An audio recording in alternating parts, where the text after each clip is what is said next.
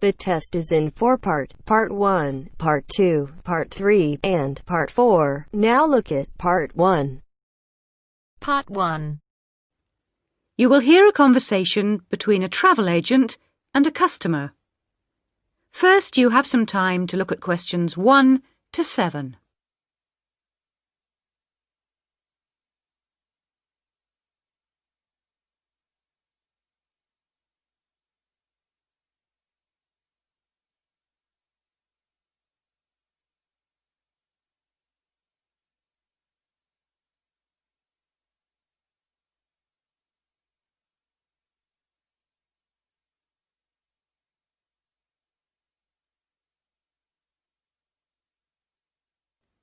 Listen carefully and answer questions 1 to 7. Good morning. Can I help you? Yes, I'd like to get some information about trips to New Zealand. Certainly. Take a seat and I'll be right with you. Thanks. Now, where would you like to go in New Zealand? Well, I was hoping to do a bit of travelling around, actually. There are a few things I'd like to see and do before I go back home. Right. One thing I really want to do is go to Christchurch.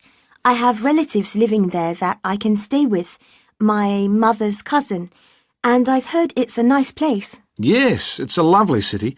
And staying with relatives will help with the budget, of course. The budget? It will save you some money. Oh, right. Well, I'm not too worried about that. I've saved quite a bit of money working in Australia. Oh, that's nice. Good for you. Well, you know that New Zealand consists of 2 main islands, the North Island and the South Island, and Christchurch is on the South Island. Is it? I was never very good at geography at school. Do you have a map I could look at? Sure. Here we are. Right, I see. And, well, then I'd also like to spend some time in Auckland, and maybe I could do an English language course there. Can you organise that sort of thing for me? Oh, certainly. We'd be happy to arrange that. But bear in mind that Auckland is in the North Island. OK. And I'd also like to do some skiing or maybe even some snowboarding. I hear New Zealand is a great place for that. Yes, absolutely.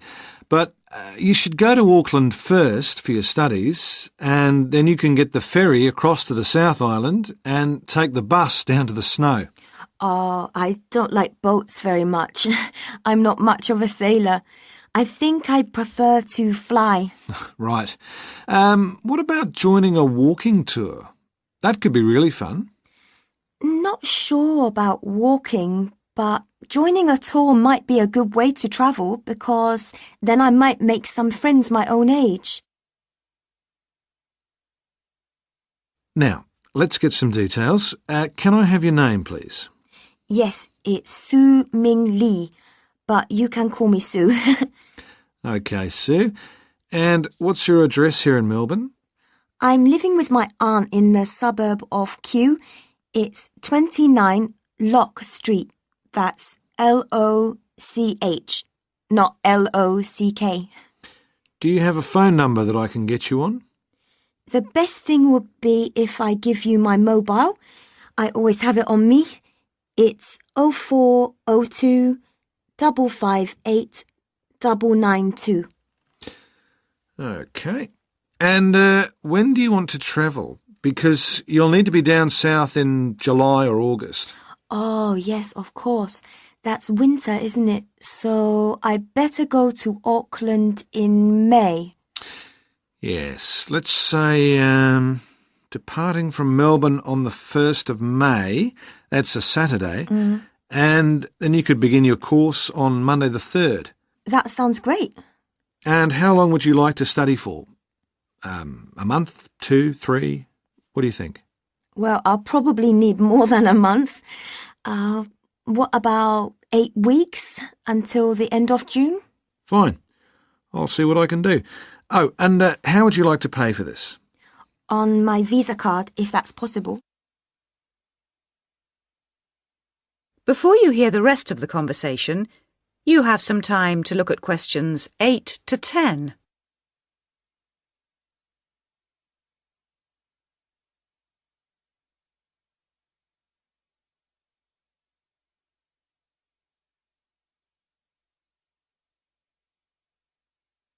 Now listen and answer questions 8 to 10. Hello, Sue. It's Angelo from Cosmos Travel here. I've booked your flight and I've found you an English college called the Harbour Language Centre. Great. Where exactly is that? Well, have you got that little map I gave you yesterday? Yes? You see where the harbour is with the 3 wharves and the water? Yes. Got that? OK, there are 2 parallel streets. Quay Street, that's Quay, and Customs Street. The building where the college is located is on Quay Street, opposite Prince's Wharf. Right. Got it. And what about accommodation? Well, I've booked you into a hotel for the first 3 nights, and then the accommodation officer will find you a family to live with. Good. And where's the hotel? It's a short walk from the college, on the corner of Queen Street and City Road. Which corner exactly? On the left-hand side as we're looking at the map. Okay.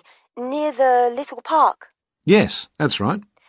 And what about a good bookshop? I'm going to need to buy a dictionary and some English books. Yes, well, I believe there's a really good language bookshop on the corner of Customs Street and Queen Street. It's near the college, so that's pretty convenient.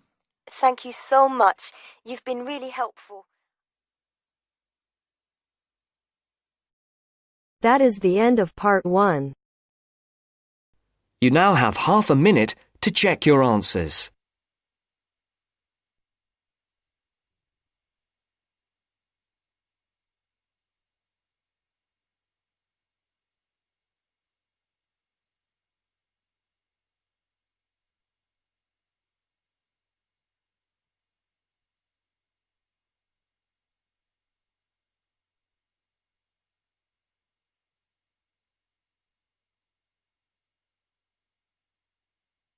Now turns to part 2. Part 2. You'll hear 3 university students talking about a presentation which one of them has to give. First, you have some time to look at questions 21 to 24.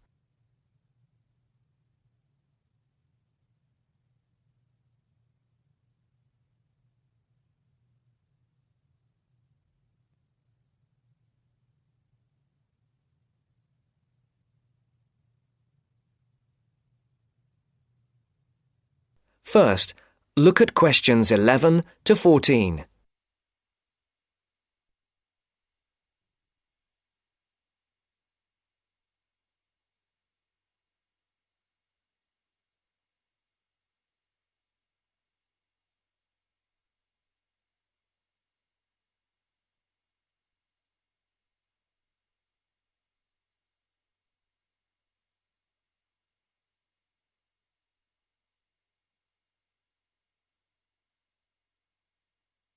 Listen carefully. Hi, Joe. Hi, Isabel. Hi, Paul. Oh, hi, Paul. I've heard you've been stressing out about your presentation on art. I am. Are you still going to talk about the different types of art? Yes. Well, I was planning to, but there's so much stuff on the subject that I'm finding it difficult to put it all into one short presentation. Huh? I usually have the opposite problem. There's nothing worse than going blank, forgetting your words in front of a group of people. Well, the problem is that I don't know how to organize what I want to say in the presentation. Well, you know everything there is to know about the subject. It's just a question of selecting what you want to talk about. Well, there's a lot to discuss about the different periods in art. That's a good way to start. Then you can bring in how specific types of art were popular in each period. Yes, like how sculpture was popular in the classical period and paintings were popular in the Renaissance period. And how now a wide variety of media are used to create modern art. As long as you keep it concise, because it's a large area, there's so many periods and movements in art, and you don't want to just list them one by one. I agree. An explanation of the movements and periods in art wouldn't be too long. You're right. I need to just pick out some key points. Just mention the periods quickly so that I can move on to the real topic of the presentation. Yes, the variety of art, like sculpture, paintings, installations. I have an idea. Why don't you prepare a timeline to show to the class? That would be a nice visual, and it would focus your ideas so you don't get too sidetracked. Great idea. It would certainly cut down on time. Right then, where are we? You'll begin with a very short introduction to the historical periods of art. Then, you'll talk about popular types of art within these periods. That's sorted. Maybe you could also mention some key works of art in each period, like the Venus de Milo statue or the Scream by Edvard Munch, and give some interesting facts on them. That's not a bad idea, because it does give people a frame of reference when I talk about specific kinds of art. After giving a historical context, I should really talk about different forms of art, shouldn't I? Yes, you should. After that, you can conclude with a question on what is considered to be art. Now, that would be really interesting. Yes, comparing the traditional views of art with modern views. Exactly. I think I'll have a collection of pictures, including famous pieces of art from classic to modern, projected on the wall, like the Mona Lisa, and some pop art, and ask people whether they think it's art or not. Before the broadcast continues, look at questions 15 to 20.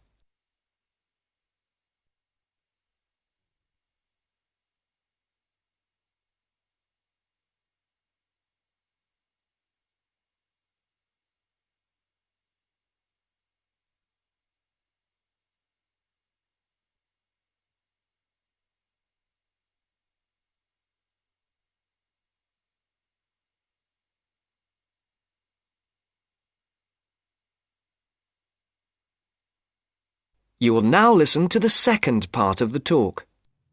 Showing some famous works and asking people what art is would certainly lead to discussion in the room. People's appreciation of art is so subjective, and it comes down to taste. That's what I'm hoping for, some disagreement to liven up the presentation. And you could stick in some really controversial ones like graffiti and modern art installations in between pieces of art that are universally accepted, like the work of the Renaissance painters. Sounds good to me. I have to say, I really don't understand some modern art myself. There was one recently that was just a pile of rubbish. It doesn't require much skill to create, does it? And what does it mean? There's no point to it. Actually, Joe, I like some modern art. It makes you look at the world in a different way. Artists now have the freedom to express themselves completely.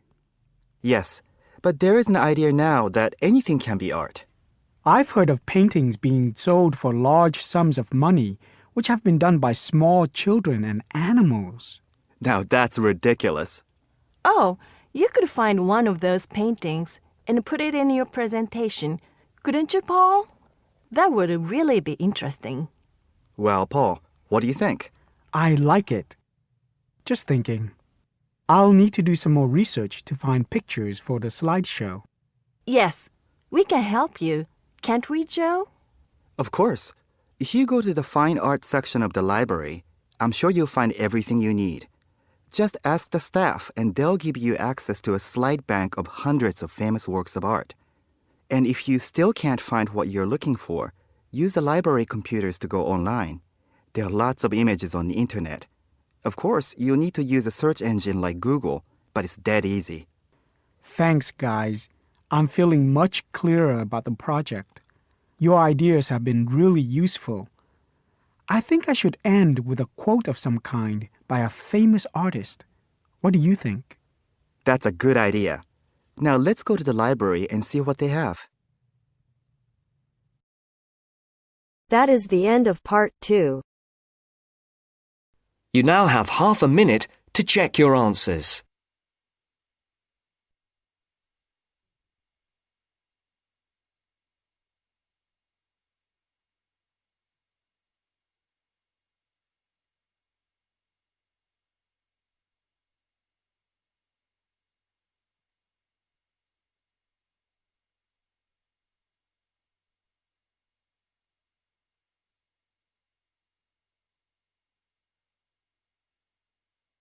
Now turns to Part 3.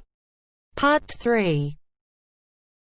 You will hear a conversation between Caesar and a welfare officer.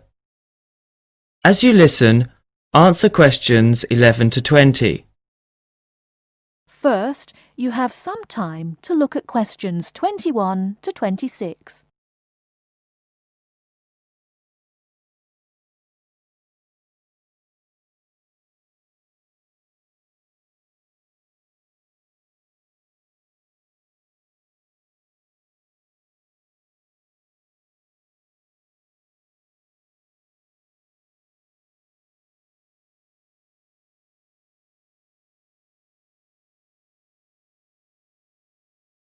Now listen carefully and answer questions 21 to 26. Good afternoon. My name's Cesar Bautisto. Hello, I'm Wendy, one of the welfare officers. Can I help you? Yes, I have to move out of my accommodation in 2 weeks, and I can't find anywhere else to live. Okay, I'll need to know some details about your current situation. I'm an overseas student from the Philippines. The college gave me a temporary room for 1 month. I can't find anywhere else, and I have no money. Have you told the college about your position, or asked them to let you stay longer in your accommodation? No, not yet. I didn't think that would be possible. Well, we can contact the accommodation service on your behalf to see if they'll let you stay a little longer, until you can find an alternative. Thank you. But I'm not sure that I can find another place, as they all ask for money before moving in, and I don't have any. Yes, it is usual in this country for landlords to ask for up to a month's rent in advance. Don't you have any money at all? Hardly any. I'm waiting for my grant cheque to be sent from the Philippines at the moment. It should have been here for me to collect when I arrived in Britain, but it seems to have been lost. You can apply for emergency loan from the union if you want. The loan can be for up to £200, and we ask for a post-dated cheque for the same amount to be given to us, so that we can recover the money once you receive your grant cheque. That would be very good.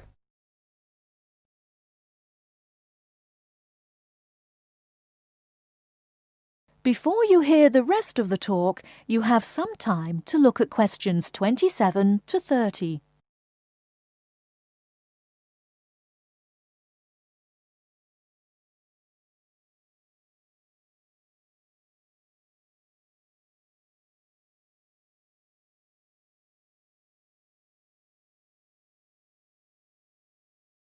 Now listen and answer questions 27 to 30. I'll apply, but I'm still worried about how to find new accommodation. As I said earlier, we can ask the college to extend the time you're allowed to stay in your present accommodation. They may refuse, of course. Then what will happen? If the worst comes to the worst, the union may be able to provide some very short-term emergency accommodation. If you want me to, I'll contact 1 or 2 of the addresses on the notice board and arrange for you to visit them. But what if they ask me for the rent in advance? I only have £90 left, and I need that for food and books. It'll be all right. By the time they actually need the money, we'll have your emergency loan ready. Just fill in this application form and write me a cheque for £200, please, payable to the student union. Right, I'll do that. Thank you very much for your help. I'm feeling more optimistic now.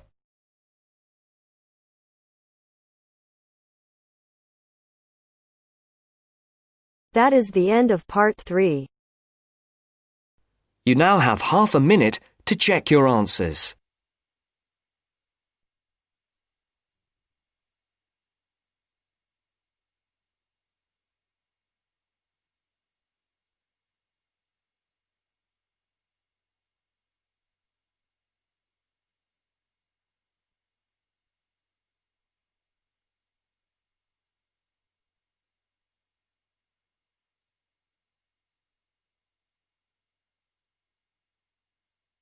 Now turns to Part 4. Part 4. You are going to hear a lecture about dorm rooms. First, you have some time to look at questions 31 to 40.